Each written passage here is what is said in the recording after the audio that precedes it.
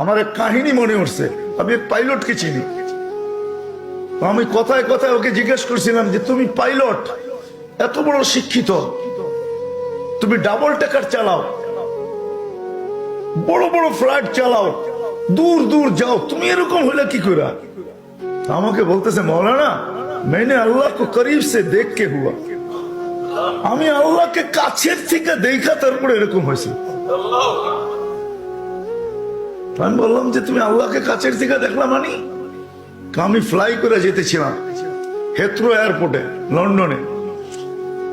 যখন আমি ইংল্যান্ডের সীমানায় ঢুকে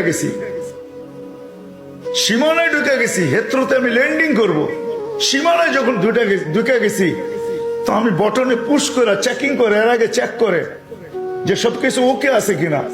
তো আমি বটন চেক করতে যেয়ে দেখি আমার চাক্কা নামবে না, কিন্তু আমার কাছে ফুয়েলও নেই যে আমি ফেরত যাব, কারণ আমি 9 ঘন্টা ফ্লাই করে আসছি, 18 ঘন্টার ফুয়েল আমার কাছে নাই। আমাকে হয়তো ক্রাশ করাইতে হবে, নাইলে নামতে হবে যে কোনো ভাবে।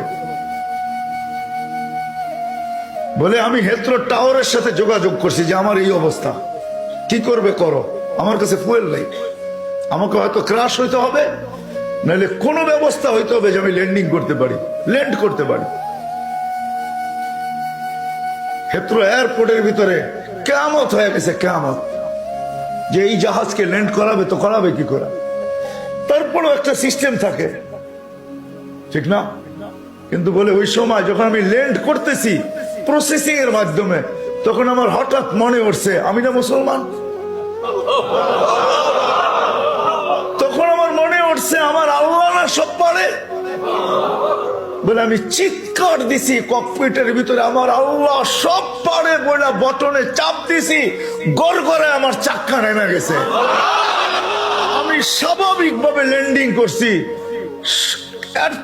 এর আগের কিয়ামতের চেয়ে বড় কিয়ামত হয়ে গেছে।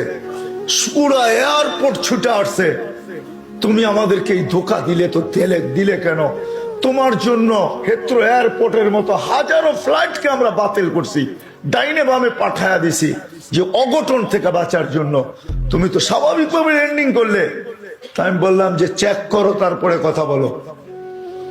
তো ওরা যখন চেক করছে, চেক করার পরে দেখছে এই চাক্কা নামলো, তো নামলো করে, তোর সব সিস্টেম তো ফেল, এটা কি করে নামলো?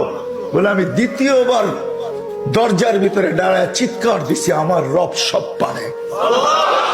তখন আমি এয়ারলাইন্স এর মালিককে, এয়ারলাইন্স চালাদেরকে চাবি বুঝাইয়া দিছি, লও তোমাদের চাবি, 4 মাস পরে চাবি আমি হাতে নিব, যদি দেও, এর আগে নিব না।